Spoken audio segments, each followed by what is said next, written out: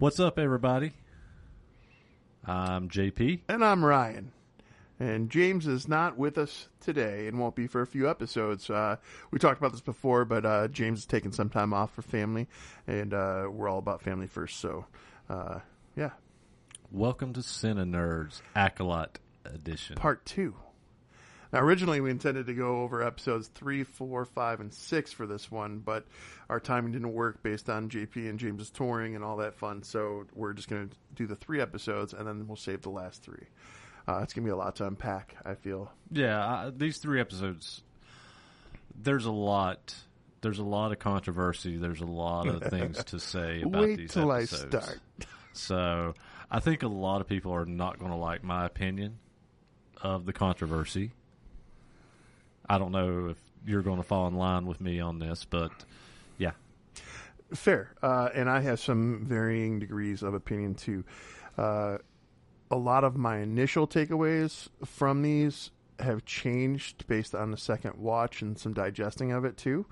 And I have a better appreciation for them. Well, yeah. Question mark. And yeah, before we started, I actually said I was hoping to get a second watch on these episodes, even if I was just going to try to skim through them to take some extra notes today. It didn't happen, so I didn't get any of that second watch. For the fuckery we will not discuss. We will not be discussing fuckery. That was a reason I did not get to rewatch. No fuckery afoot here. All right, so let's start off. Do we want to do initial impressions on all 3 episodes or one at a time? Let's just do all 3 episodes, initial reactions. I think if we wait, it's just going to drag it out a little more. Okay. Let's just kind of get our overall feelings. You want to start it? I can. Okay.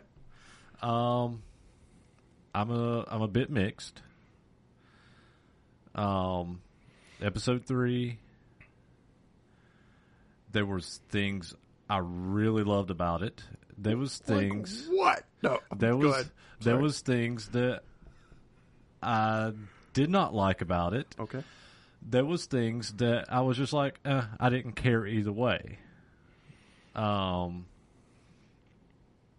Episode 4, honestly, it was okay. Episode 4 just felt like a filler episode to me for the most part.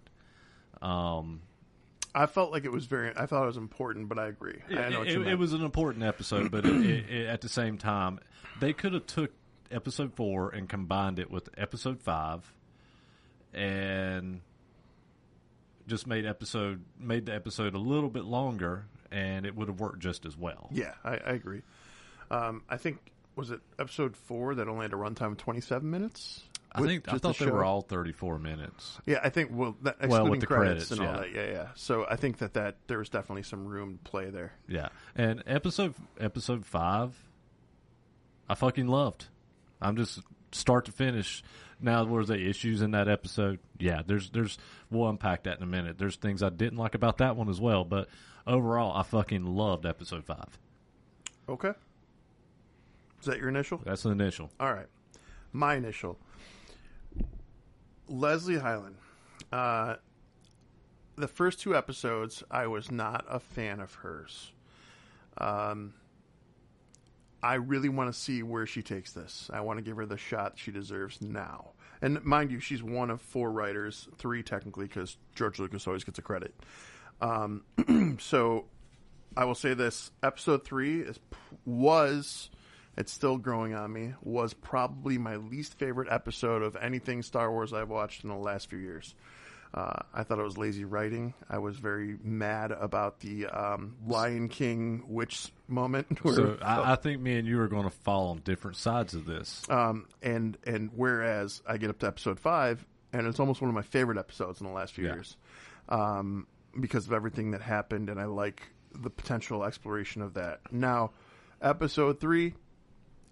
4 is, like you said, I do feel like it was filler because I'm really talking about 3 and 5 and most of this. I think most of everything we're going to talk about is going to fall into episode 3 and 5. Yeah. I do think that the end of episode 4, we'll get into all that. Yeah. But initial impressions, one of my least favorite episodes of any Star Wars series, and one of my most favorites so far. So that's where I'll take it. Okay. That's fair. Well, let's just dive in. Let's dive into the controversy. Episode 3. Okay. So, episode 3 for me had a lot of rough points. Now, I do know there's multiple different covens of witches. It's not just Night Sisters. I do know that. I had to really go back and dig a little bit to really remember the full scope of the amount of witches that are in Star Wars.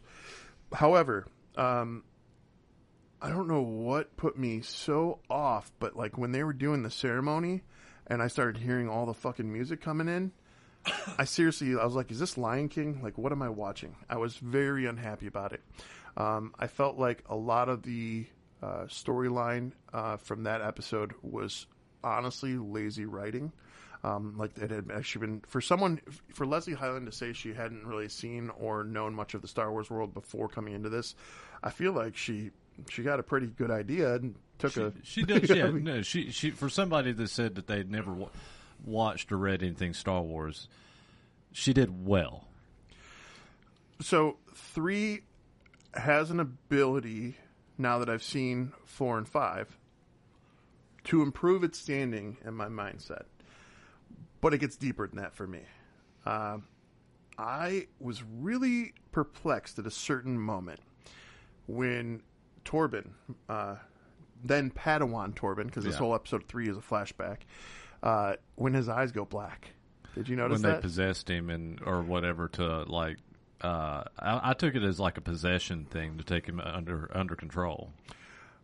Who from Expanded Universe's eyes were black? Abeloth. Oh yeah. So when that happened, I instantly was like, oh shit. I got really excited because I was like, are they going to? Because Abeloth, for those of you who don't know, in the Expanded Universe, and really that's where Ahsoka was kind of leading us to as well. Well, yes, so that's where I was going to go. Yeah. So Abeloth, for those of you who don't know, she was the mother. So like we have Mother Anastasia and Mother Coral in this situation, but she was the mother, not just in that name, but also in title of the father and the sister and brother. Yeah, the daughter and the son. Which are the basically the what's their names technically? I can't remember their names, but the daughter was the light, right? The son was the dark side, and the father represented balance.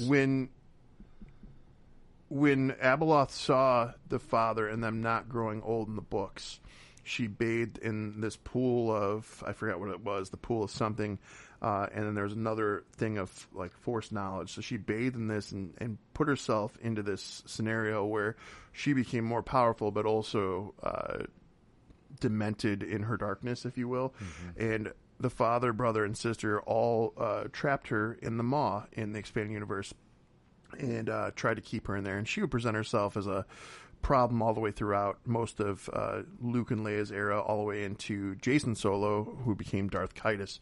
And so Abeloth, to me, if they were to give credence to that, it would help us a little bit in understanding the father, brother, and sister dynamic, the end of Ahsoka, where the statue's pointing. Mm-hmm. Maybe it's pointing at Abeloth. I think that was a theory that we discussed with that. That was a theory. That's been a theory that's been kind of floating around, was that the father was pointing at Abeloth. So if this 100 years before the Battle of Yavin event, this timeline has some kind of correlation to Abeloth, and then bringing her into this, making her canon fully, I'm here for it. Yeah. That would change my mind on this whole episode.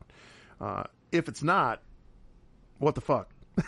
Because that was one of the better parts that made me think about a lot that was happening there. I also was thrown back a little bit at Soul. There's a moment where they all want to see the kids, the Jedi do, and the sisters are saying that there's no children here.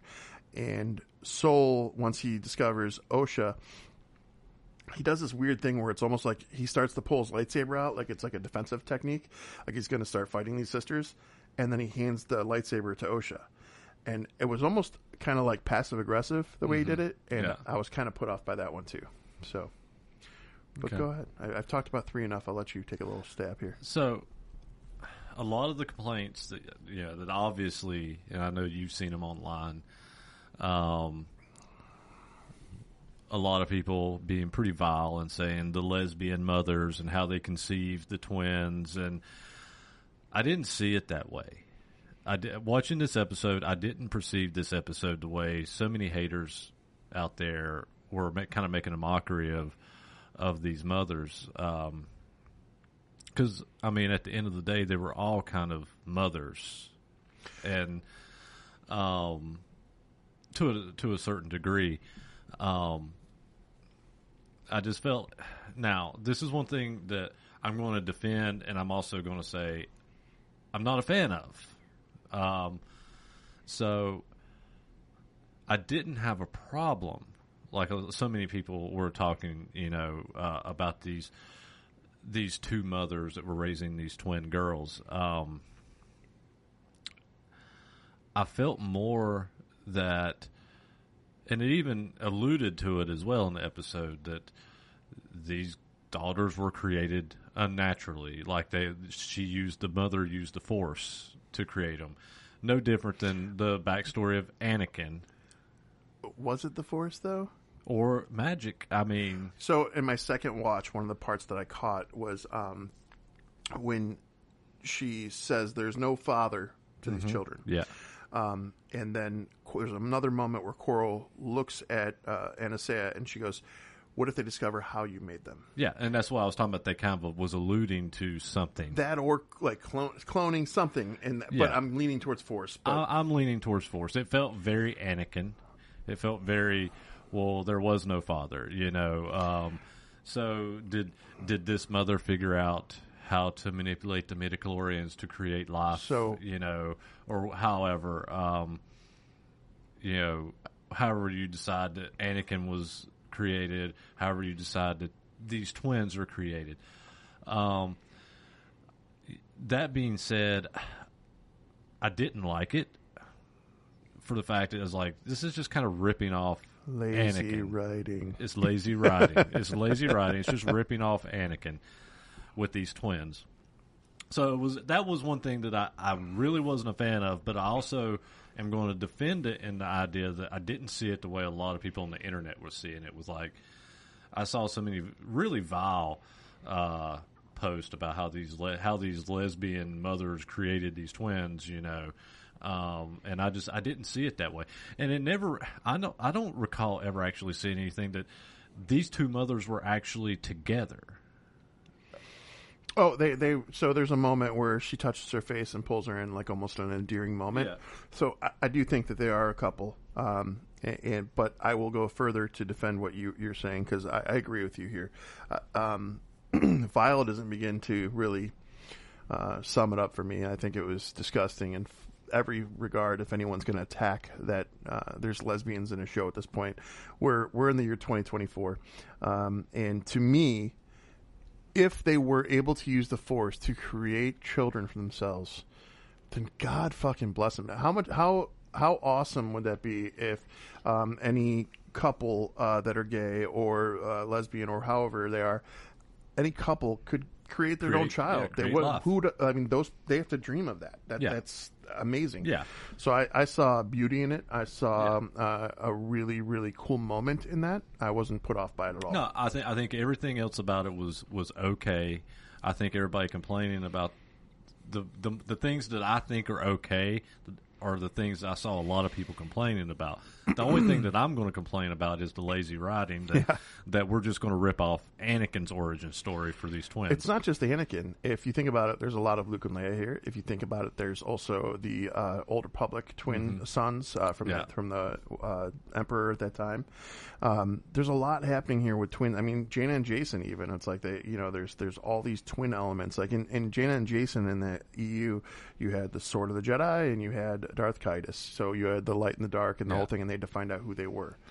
So another thing that I was really enjoying about episode 3. You enjoyed something? Yes, yeah. I generally kind of enjoyed this episode. I think it was now I enjoyed it, but there was a lot more they could have did with this episode. Like, they didn't explain how all the mothers and everybody, how they were killed. So, can I pause you for a second? Yeah. So, tonight, I feel like for the, what is it, episode 6 that's coming up. By the way, we're filming this the day that episode 6 will release. So I'm going to talk about it like this. I think we're going to get one more flashback episode. Probably. I think that flashback episode is going to show us the Jedi's point of view from this, if I had to guess. Because something, as we found out towards episode 5, something happened that we don't know about, that we don't have a clear picture of. I wish we got better closure. And like I said, I'm assuming at some point in this season, I'm going to eat my words on this being something that I did not like about this episode, because they're probably going to explain it. So that being said, I liked. I enjoyed the all the sisters, the coven of witches, or however you want to describe them.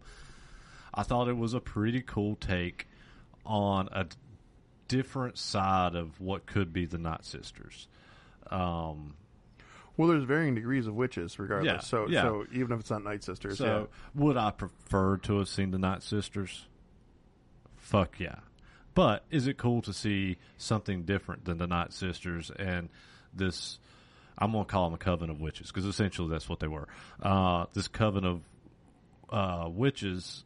I think it was a really cool. I think that aspect of it was a really cool episode with how they lived. They stayed private. They wasn't aggressive. They weren't aggressive people. Did you see it was, I believe it was Tales of the Empire, when I think, was it Asajj? I forgot who it was. Somebody ended up staying. They were rescued at a young age and staying with a group of witches. I did watch that, and it was. I think it was Tales of the Empire. It was like second or third episode. Was it Ventress? I don't remember. I can't remember who it was right now. I'm going to have to go back and look, but I remember the episode. Yeah, but there is witches there, clearly, and they're force sensitive as well. Yeah. So it was interesting to see that. Yeah, because the one girl from she went, the other one saved her, and then she kind of corrupted them and went back and got weapons. Or was it Barris? Was it Barris? I think it was. Yes, that's who it was. Barris. Yeah. Yeah, because it was before her people died. She was a Night Sister, because it was following her as a Night Sister.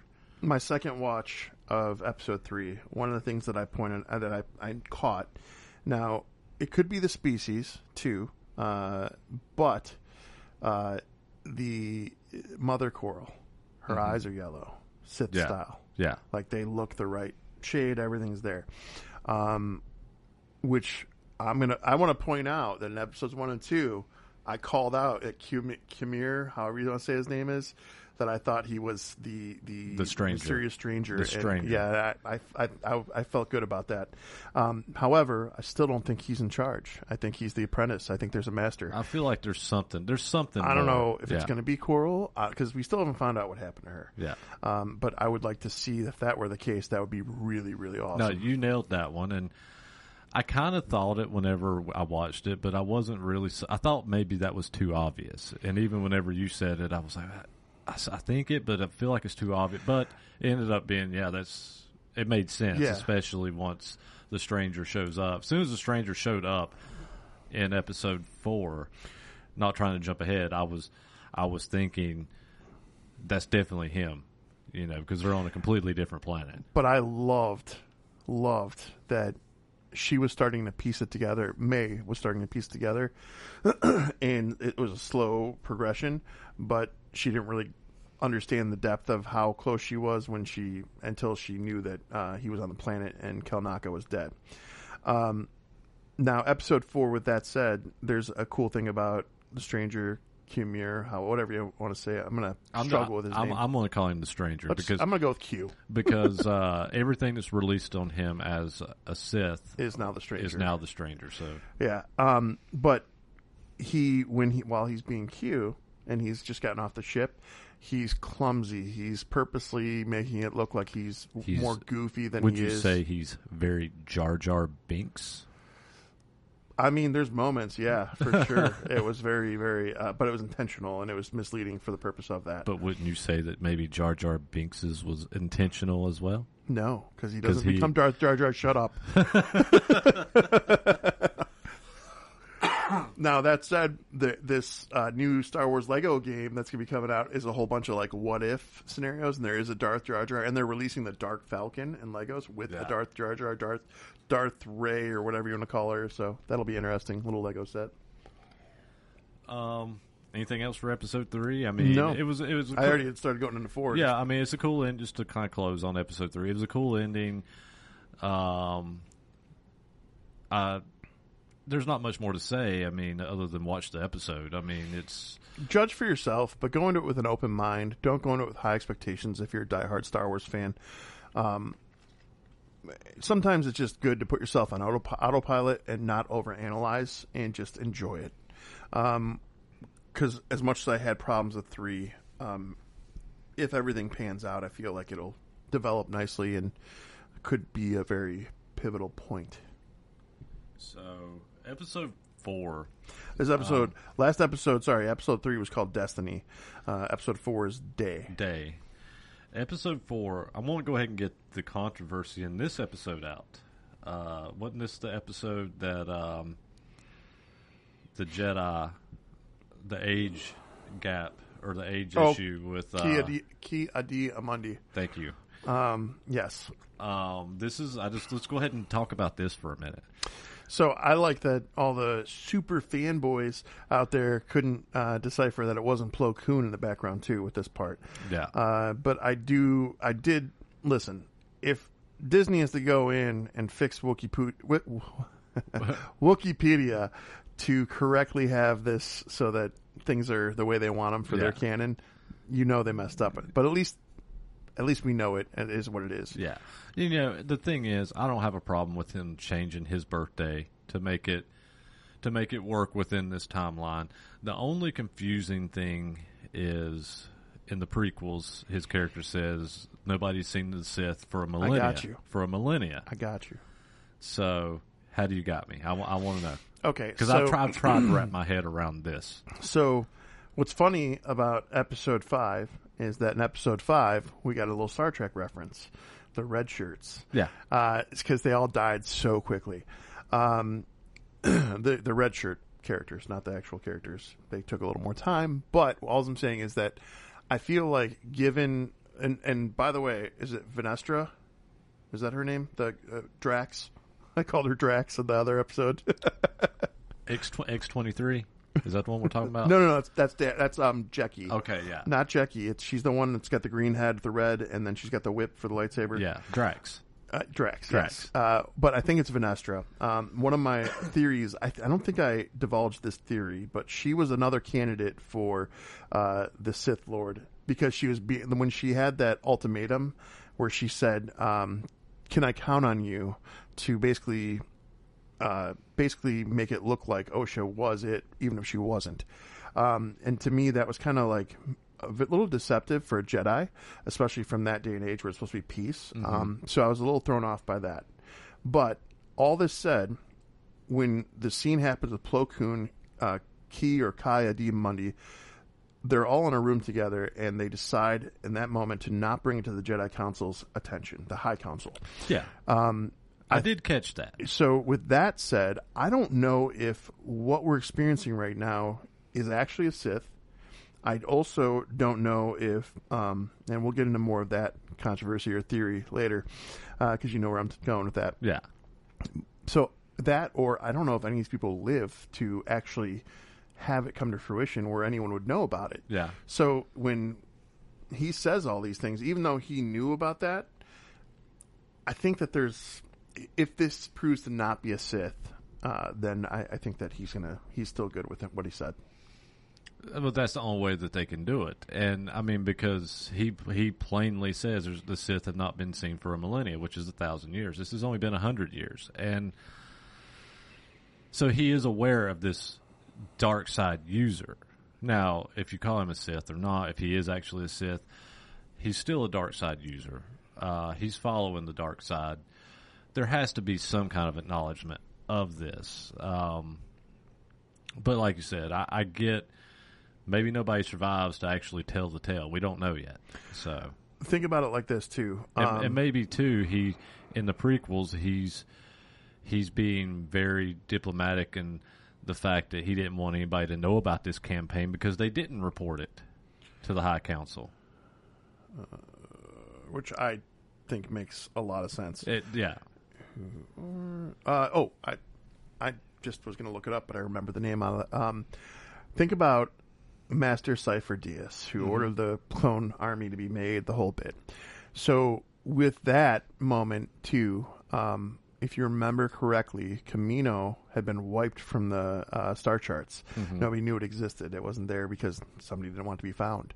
So when you think about moments like that to me, too, I also think about moments like this where things are hidden intentionally. Yeah, and that's kind of what I'm getting at, that this was more of a covert operation, and at the end of the day, he wanted this wiped clean, and then he's still just covering his tracks in the prequels at this point. But we'll find out, or we won't get it answered at all, and it just Disney fucked up.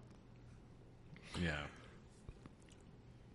I mean, more often than not, I want to say Disney fucks up. Yeah, but I don't. I think we're coming back from what could have been devastatingly horrible. 3 really threw me off, and then when I got 4, I was like, okay, because it can get better, and 5 just blew me away. Yeah. In 4, real quick before we do move forward at all. There's not a lot to say about episode 4. I think there kind of is. Okay. So I do like the relationship you're seeing with Q and May as they're walking to Kalnaka's. And by the way, Kalnaka, I found this really cool too. He is played by Jonas, who also plays Chewbacca. So that was kind of cool a little bit. Yeah. What I didn't like about Kalnaka is that he's got some weird thing over the top of his head that's awful. I don't know what the hell's going on there, but it just looked bad. But anyways, there's a fight scene with Kalnaka and the stranger, and we don't get to see it. Yeah. They cut it out. Yeah. Why? I'm angry about that. I heard that they didn't feel that it really gave any kind of relevance to the episode. I disagree. I disagree. Wholeheartedly, I disagree. And I think everybody in the Star Wars universe can agree on one thing. We wanted to see a Jedi Wookiee rage. Like, can you imagine, like, not rage because he's supposed to be a Jedi, but him, like, oh, that would just been glorious, I feel. I mean, we had a Wookiee Jedi. We've been asking for a Wookiee Jedi. You give us a Wookiee Jedi, and then you don't allow us to see Wookiee Jedi fight. But see, to me, it's just like it's another Darth Maul carry-on Moss moment. It's a wasted opportunity. Absolutely.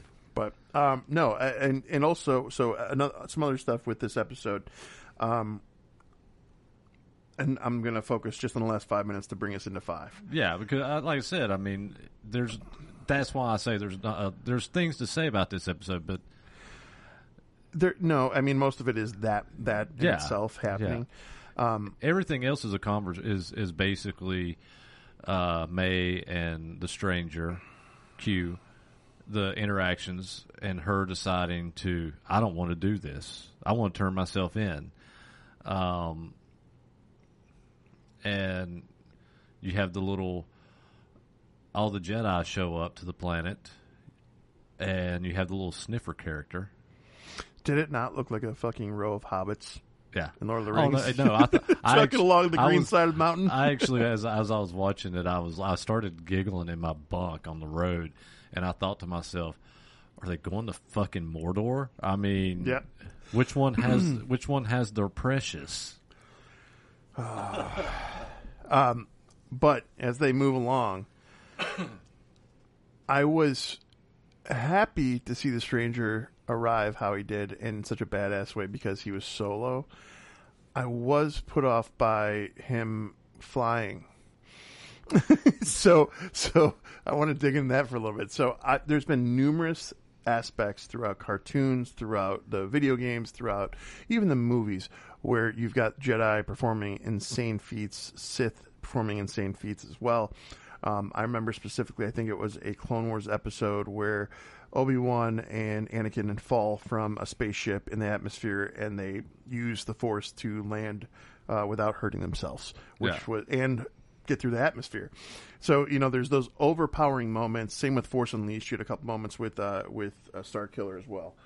This particular instance, though, it was so weird because it wasn't like a in the heat of the moment thing. That motherfucker may as well have been Magneto, having his hands like this. He had his hands to his side almost like, and he was floating down. The showrunner didn't watch any Star Wars or read any Star Wars. They read and watched X-Men and said, you know what I want to do? Magneto. Okay. I mean, it's fair enough. I mean, and you know what? That's what I get from it. Well, let's take that further because remember, he said he's wearing his helmet to keep them out of his thoughts. Every bit of it was X-Men. Absolutely. Every bit of it was Magneto X-Men. I agree. And that's where I was going with it because he had the helmet on. They even said, why are you wearing the helmet? And he made the reference, like you just said, so you can't read my thoughts. And as soon as he said that, and like you said, the little floaty thing, I was like, this is a dark side user Magneto. I think what else bothered me after that moment, there was a couple things that I was happy to see it. Don't get me wrong, because the execution was really great and it was good and it got me hyped for episode 5. But it was weird when he looks past Osha and he just does the flick of the wrist and she just flies like a rag doll. Yeah. And then he does this crazy Force technique and just all the Jedi go flying. Yeah. So what bothers me about those moments, though, is you have the most powerful Sith Lord ever, supposedly, not ever, but supposed to be, the Emperor, who I know we got him first in the 70s and things were limited, but as we progress in these newer movies, he's still been all about the Force lightning and not much else. His thing might have been strategy. I don't really get it, but if this guy ends up not being a Sith, to have this level of power is just insane to me, because it just doesn't track. No, not at all. Yeah, I mean, he's very overpowered that we've seen so far, and I'm not upset about it. No, I just, as far as like when you put these Sith in a row, like of who's got the most power, like I'm just like blown away. Like I'm like, what? I mean, we never saw Vader do anything like this. Sure, we did. Not to that extent with 5 Jedi in front of him, or 10 Jedi, however many there were. Well, in comics, in video games, and I mean, so different iterations, of course. Not in the live screen, no. But God, that would be cool to see, though. Yeah. I mean, let's not Jedi, but Rogue One obviously was spectacular. You see normal. You see it happen to normal people, but you never really see it. I can't recall a time I've ever seen him sling 10 Jedi against a wall at the same time. And with that said, too, like, if this has been such a long period of peace and there hasn't been any Sith that they've had to fight against or go at, then that also could just be an indication that they're untrained or not ready for it. Yeah, they don't know how to counter it. Like, I mean, they do the practicing. We saw that in episode 4, and you kind of see a moment of a little bit of a Jackie and Osha thing happening. I felt like because they were kind of like leaning on each other, but yeah, I don't think they're ready for that. And then, do you want to jump into 5? Let's just jump into 5 because I mean that's the end of episode 4. I mean, I mean, episode 4 is basically getting you to episode 5. And mind you, episode 4 ends right after he just fucks up a shit ton of Jedi, and immediately afterwards goes to the credits, and they try to pull a Red Wedding. There was a little bit of music at least. It wasn't dead silence, but it was pretty quiet. And so I was like, what just happened? So 5. 5 is great, start to finish. The end. The end. No, there's a lot to digest here too. I will say off the bat, I want to talk about the issue that I do have with episode 5. Dialogue. But that has been an issue with really this whole series. Some of the dialogue has not been very good. I was actually pleasantly surprised that I liked it so much. I don't know, some of the and I say this in the prequel sense, that in the prequels a lot of the dialogue was not that good, even in the prequels. Oh, for sure. Yeah. And this some of the dialogue, all the Jar Jar. Yeah, some of the well, even young Anakin, Yeah. you know. That was rough. It was rough. It was really, and some of the dialogue, and throughout this entire series, and I see it again when they do talk some in episode 5. Some of the dialogue is just, okay, this is just not, I don't know, it comes off a little cheesy. So here's my take on that.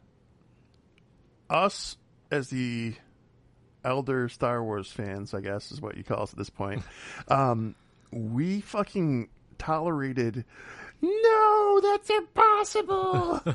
like there is definitely cheesy moments in the original thing that we are forgiving about. Well, yeah, and then even you get to the prequels and you got young Anakin going, and when the Queen calls him a slave, he's like, "My name's Anakin," you know, or whatever, however it is he says it. Yeah, and it just comes off cheesy. Yeah. Oh, for sure. The worst thing of the prequels that I will always be bothered by is the Frankenstein no, as Darth Vader is born off of the table. No. Yeah. And then they put that in Return of the Jedi. I was going to fight the world. The end of Return of the Jedi is so magical for me when he's looking back and forth between the Emperor and his son, and you see the lightning in the eyes, and you can't see his fucking eyes. You just see the bubbles. Those bubbles had emotion, goddammit. They were fucking good. That was amazing. Anyways, I digress. Tell me more instances of your dialogue issues. Well, I mean, it's just some of the cheesiness, and it's just how some of the stuff, it's not even entirely of what they're saying is cheesy or bad, as so much as the acting comes off a little cheesy in parts. I can't think of anything as cheesy as young Anakin. No, but the dialogue, some of the acting performances here and there are a little spotty, you know. Yeah, if I was the director, I probably would have said, you know, maybe we need to retake that, you know, but do it more oomph or something, you know. But it's not a big deal. It's just that's just one of the little nitpicky things that has been I've been noticing throughout the whole series. But now, episode 5, it has some of that. But again, there's not a lot of dialogue in episode 5. Episode 5 is basically a fight scene, start to finish, and it's fantastic.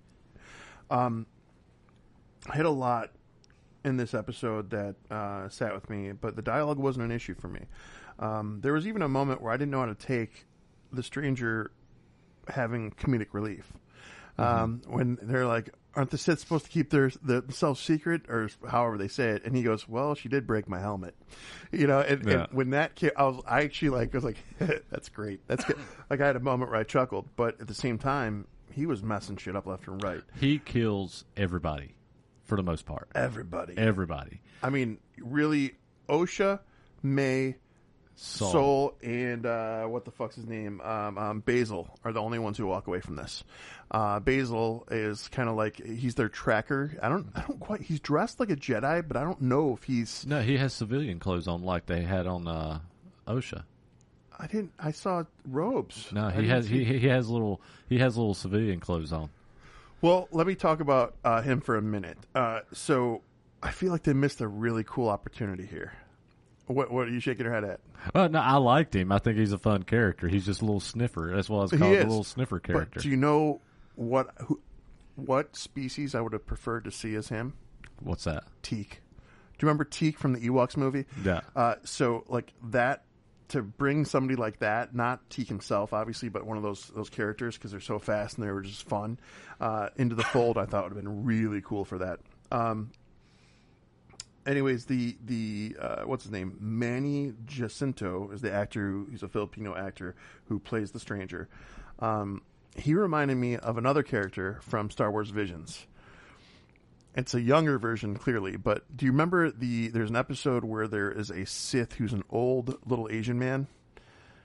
Yeah. I think it was like episode 7, maybe something yeah. like that. I don't know why he just struck me as that dude. Is that the one that was more Japanese anime? Yeah. I mean, that was the first one. That was the first episode. Okay.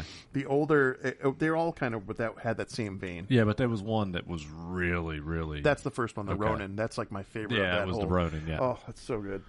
But yeah, so I got those vibes, but there was so much cool shit happening in this fight.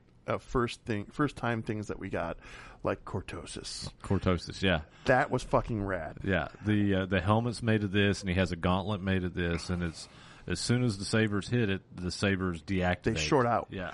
They come back within minutes, but the unexpected aspect and the confusion on the Jedi's faces, I thought was done really well. Yeah. I thought it was really cool. And it definitely made, like, the part where Jackie and him are going at each other, and he shorted out the one, thinking she only had the one, but she had Kelnaka's on her side, pulls it up, and then the other one kicks on, and he's like, so it was good. Yeah. Go ahead. Well, and everybody pretty much dies there. Everybody dies, and then you find out the X-23, Jackie, yeah. She's X-23 to me. What a fucking little badass. Like you said, I mean, she pulls out the second saber that she picked up, and she just goes to town on the stranger. Dude, fanboys are losing their mind about this, too, because, and yes, we're fanboys, but when I say fanboys in the way I'm saying it, I'm saying, like, you guys like to bitch about nothing, dude. Anyways, you're talking about the guys that complain. Anything that's Star Wars related, they say they're a fan, but then they hate everything about anything new Star Wars. So they were complaining about how she, as a Padawan, held herself better than the other Jedi, and I think that says a lot about her stubborn aspect, her training. She doesn't waver. Honestly, I think she could have won had she not lost her balance and become emotional in the end. And I've seen the same complaints about that. And my response to this was, you saw the same thing with Ahsoka. Not just Ahsoka. You got Anakin going at Obi-Wan. You've got Obi-Wan taking out Darth Maul after he just crushed Qui-Gon Jinn. Like, yeah. This has been nothing new. It's nothing new. So yeah, I thought she was a complete badass. I think some of her lightsaber techniques were some of the best we've seen on screen. Like, she was just fucking fantastic. For sure. She was way better than anything we got in the sequel trilogy. When she jumped at him right before the demise happens, and she jumped and she yelled, I was like, X-23! I did it at that moment for you, so I thought you'd appreciate that. No, but fucking Yord. That fucking guy. I haven't been so happy to see somebody get off to the show in a while, dude. I'll be honest with you. I hated his character so bad, and the stranger snaps his fucking neck, and I thought, thank God. And I sent JP a meme that said, how do you kill a Jedi without a weapon? Because that's what May has been tasked with. And it's just a picture of him snapping Yord's neck. Jeez. Yeah, he just, like, his neck looked like all sorts twisty. So it was a appropriate death, I felt. But the conversations and the things that are happening throughout this whole fight sequence, that when they do have moments, it's like there is a pause in the fighting between, especially Soul and the stranger, where we're getting little tidbits of more. That's why I said I feel like there's going to be another flashback episode. Well, and the confusing part about episode 5, Soul looks at the stranger and says, "There's something familiar about you." I have that figured out too.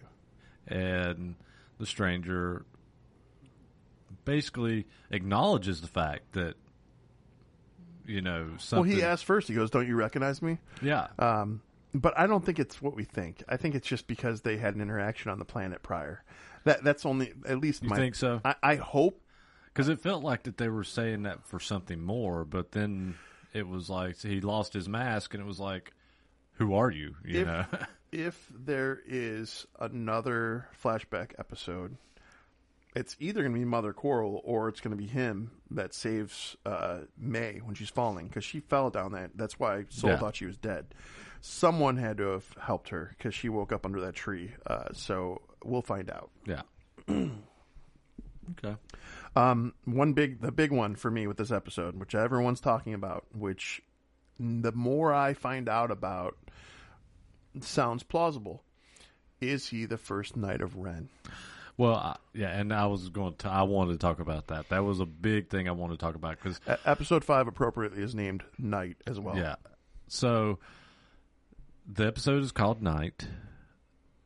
You see the stranger, and the first thing I thought was he looks just like he belongs in the Knights of Ren, and to the point that I actually went to Wikipedia to look at.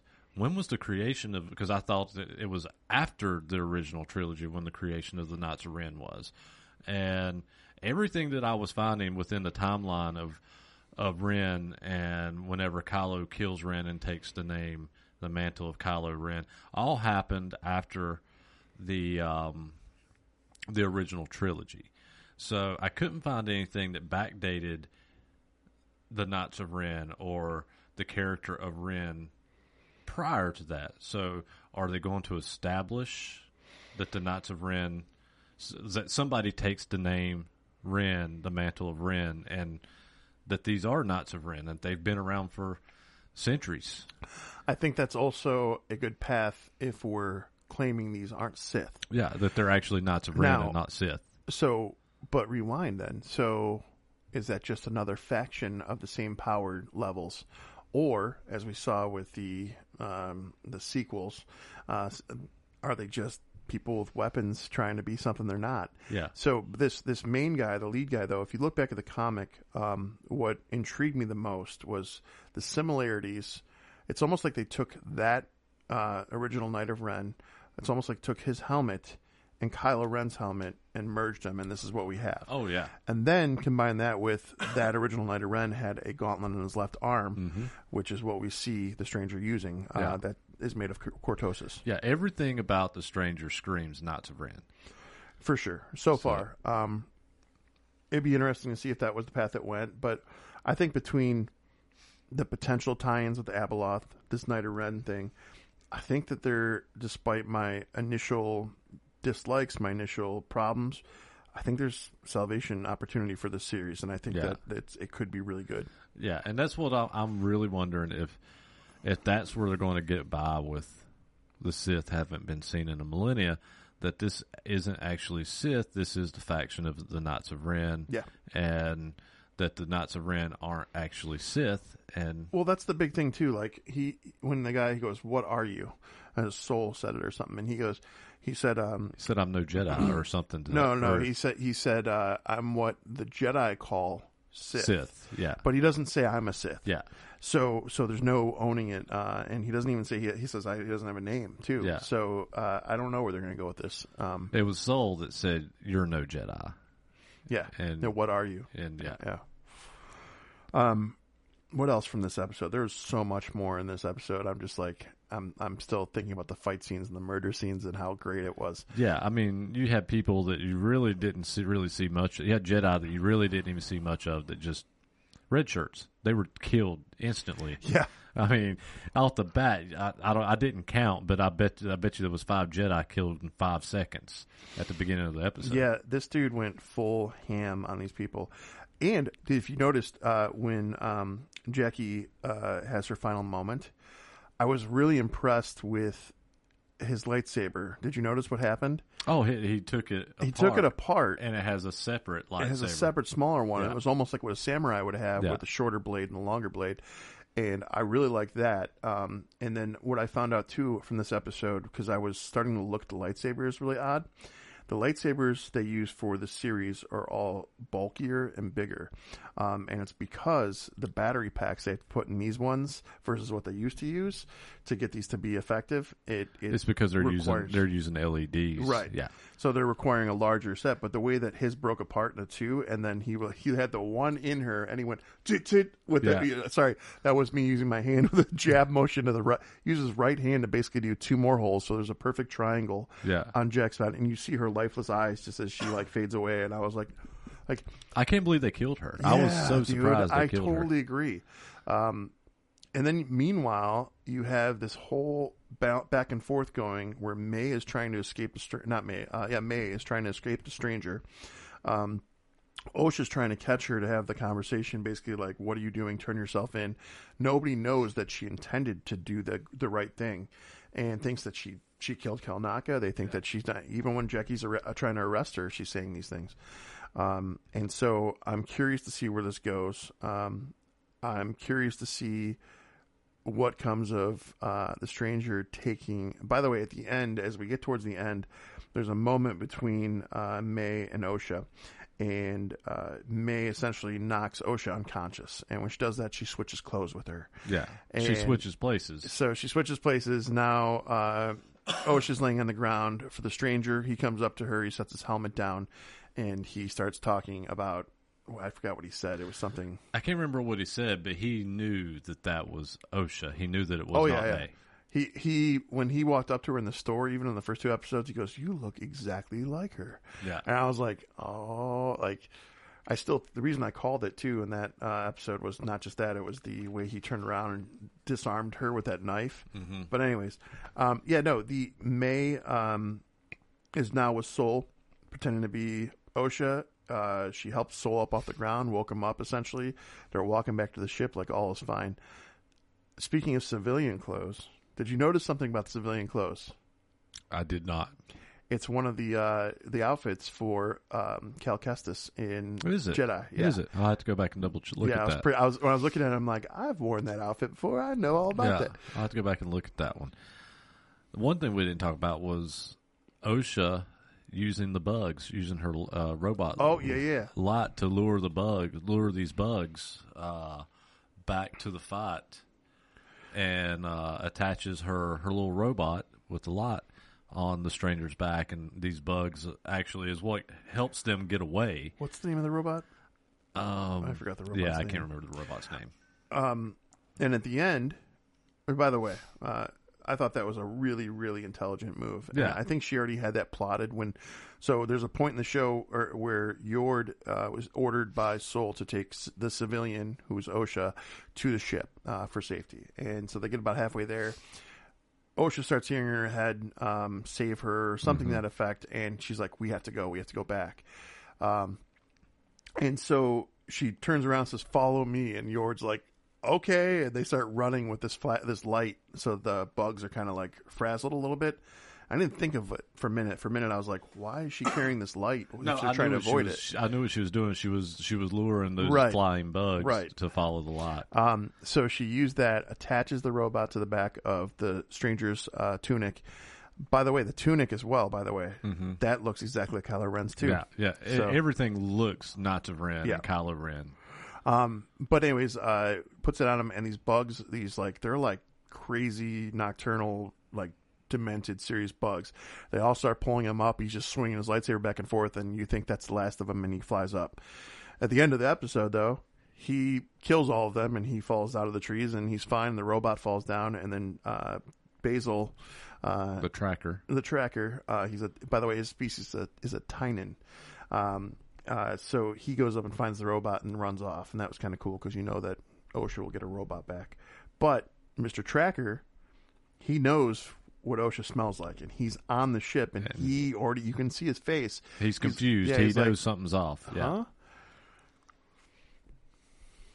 So, lots of good stuff happening here. Like I said, it went from shittiest to best for me, at least in a little bit. I can agree. I mean, even though I enjoyed episode 3, I can agree that it's one of the worst episodes I won't say it's probably the worst episode, but it's definitely down there with some of the worst episodes of anything Disney Plus Star Wars series. Depending on where they take this. Depending it's on salvageable. Yeah. Depending where they go with it is going to kind of decide how bad episode 3 really is. Yes, I completely agree. So, like, episode 3 could turn around and be a great episode looking back, or it's going to continue to be just a pretty rough fucking episode. Yeah. Oh, so, I so hope Abeloth comes into play here. I hope there's a lot of things that they're bringing up that are going to make some stuff kick-ass. The smart play, especially if they do Abeloth in Ahsoka Season 2, the smart play is to, even if you're just showing a little bit of a tease of it in this series, they're acknowledging that this is here and it's coming. Abeloth, too, because of her powers, she's an ancient, so she's lived thousands of years already. So her being alive in the Ahsoka era versus now works. Yeah. Yeah. The only thing I'm still going to complain about that we've not had yet is Yoda. We'll get there because he's the High Council, and they're not involving the High Council. So I don't know if that might be. I don't know if that'll be a thing or not. Yeah. And frankly, I don't know if Frank Oz is up for doing it anymore. Too, they could easily do that voice of the AI if they wanted. Yeah. But did you notice something when he picks up, or when he sits down and he's talking to unconscious Osha, and he puts his helmet down? Did you notice something? What's that? Kylo Ren's music starts playing. Oh yeah, I noticed that Kylo Ren's music. So that was another reason why I was like, all right, this is kind of everything was telling you this guy is a Ren. Yeah, I think he's going to be the first, if I have to be honest, and that would make sense too. Like in the comics, when Kylo and him go to battle, he has solid white hair, so he's aged. So I don't know how that's going to translate. I don't even know if he's fully human. I don't know if he's another species or what. Maybe he's got a longevity. We don't know. Yeah. We're going to find out, though. Yeah, he could have a longer lifespan, and the Ren that Ben Solo took the mantle from, maybe it's the same guy. I think that's a stretch, but... Did you hear who they're going to focus on in Tales of the Jedi next season? Baylan Skoll. Really? Yep. We're going to get Jedi background on him. That'd be awesome. Yeah, I'm really excited to see that happen. I'm still voting for Liv Schreiber to take over as him. Yeah. Because they have confirmed they will be moving forward. And will recast. Yeah. Dave Filoni's going to move forward with his story. He's going to tell his story, and unfortunately, that means he's going to have to recast. Yeah. But it's too strong of a character, and Ray Stevenson did a great job. So there's no way he could just say, "Well, we just have to write that character off." That character was too major of a character. For sure. They would, at that point, it would be almost like, well, we're going to write Ahsoka out, you know. And if I lose weight, I can finally cosplay as someone at one of these Comic-Cons because he's got my color beard. We're good. Rating. All three as a whole? I kind of want to do these individually. You want to do these individually? Yeah. Okay. Yeah, because one was so bad and one was so good, I think it is fair to do them individually. I think we did them together the first two episodes. I think it's fair for this one because the episode 3 is obviously going to hurt episode 5 as great as episode 5 is. And so. Kagonada was the director for episode 3. And so for episode 3, Kagonada, however you say your name, I'm going 2 stars. 2 nerds on that one. I'm not saying stars, sorry. So it's fair to say, though, depending on how this series ends, might be a genius. It might be a better rating on that episode. Yeah, I'll reevaluate if I have to, but I'm not. To your point, what you said earlier, you said, "Well, it's Disney."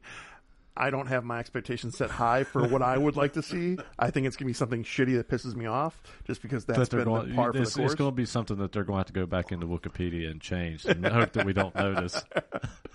Okay, so what's your rating on 3? I'm going to go 2.2. Oh, you give it a lot? I'm going to give it a little better than you, but I'm still giving it a rough rating. Okay. Episode 4, titled Day, which is directed by, did I put it, Alex Garcia Lopez. I'm going to go 3.5 stars in this one. It was more so filler, but it was not bad. I enjoyed the filler. It meant something to episode 5, so I thought it was decent. I'm going to give it a bit lower. And the only reason I'm going to give this episode a lower rating is because, like I said at the beginning of the episode, this episode, you could have extended episode 4 and 5, combined them, and even shortened what they did in episode 4 and made a 45-minute, 50-minute episode, and it would have, to me, it would have worked better. So that being said, it's still not a bad episode. It gets you to where you need to be. There is cool shit in it. I'm going to give it a 3. I wouldn't have separated this. I like what you're saying, but I wouldn't have separated it had they included the Kalneka battle, lightsaber battle with him and the Stranger. I would have loved to see that. Episode 5, also directed by Alex Garcia Lopez. This one is getting 4.8 nerds out of me. I won't give it the full 5. Wow. But it's definitely, that one is one of the most, that episode made me the most excited about something in Star Wars that I've been in a long time. So I value it immensely. Yeah, it's a great episode. That's a high, you said 4.8? Yep. Wow. I'm going to land in the 4s as well, but yeah, I'm not going to go that high. It's a great episode. It's a fight scene start to finish. It's everything you want to see in a Star Wars episode or even a movie. You're there for the lightsaber battles. You're there to see this shit happen. And so I'm going to land at 4.2. Okay. To me, episode 5, probably one of my favorite Star Wars series ever, I'm not going to lie, series, is the Visions series, because I like the individuality. I've said this before. I love seeing the different episodes. I like seeing that there's a battle in every episode. It's always impressive. It's always to the next level. And I felt like this was almost like a live-action episode of Visions. Yeah. And it was done well. It was done great. Yeah, I can see that. And it's a solid... It's definitely the best episode of Acolyte that we've got. Only a 0.6 difference in our ratings. So yeah, I mean, it's definitely one of my favorite episodes of anything Disney Plus has given us outside of Ahsoka. I can go. I don't know. There's some good stuff in Mandalorian with Bo-Katan, because I'm a big Bo-Katan fan. Oh, for sure. So there's a lot of fan service there for me too. So, but it's up there with some of the Bo-Katan stuff that I loved in Mandalorian. It's up there with Ezra using the Force to stop fucking lightsabers from hitting him in Ahsoka. You know, it's up there with this shit. So cool. It's definitely up there. I like it. All right. Well, I guess we'll wrap it up right there. So we'll do part 3 of this at the conclusion. I think it's, July 17th is when part 3 will wrap up? Yeah, we're going to finish this up. I think I have it slated for the first Thursday in August for us to do part 3, have it aired. Mainly because I leave for the road again in 10 fucking days, and I'm on the road for another couple weeks. And fair. My schedule is getting slammed tour-wise and music-wise, and I am not at home as much as I want to be right now, but at the same time, that's a good thing, too. Yeah. Not a bad problem. It's not a bad problem to have. I miss my dog. I miss my couch. I miss being lazy. I get on the road, and it's hard. It's hot, especially in the desert.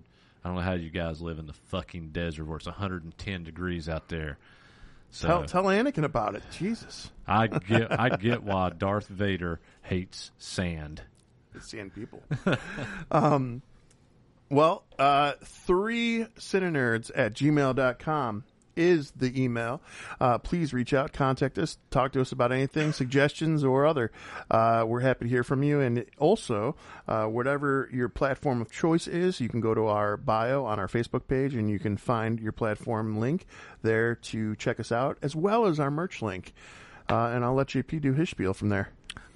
Leave us a review. We'd love to read your review. You can do it on Apple. You can do it on our Facebook page. Invite your friends to follow, to listen. Follow the YouTube page. Follow the Facebook page. Just share the shit out of everything. Sharing is caring. Sharing is caring. Also, before we wrap this up, the next few episodes are just going to be Ryan and myself. And that's what we were talking about in the beginning. But we touched about this on the beginning a little bit. But James is with like me. He's been on the road. He's been away from family. He lives in Florida. It's family time for him. We're only home for a short time, so Ryan and I are going to film the next 3 or 4 episodes. And horror and sci-fi incoming. That's where I'm going. It's going to be a special CineNerds horror sci-fi edition for you guys, and it's going to be edition. So it's going to be me and Ryan focusing on what we love. Fuck yeah! All right, cool. Well, we're your CineNerds. Peace out. Later.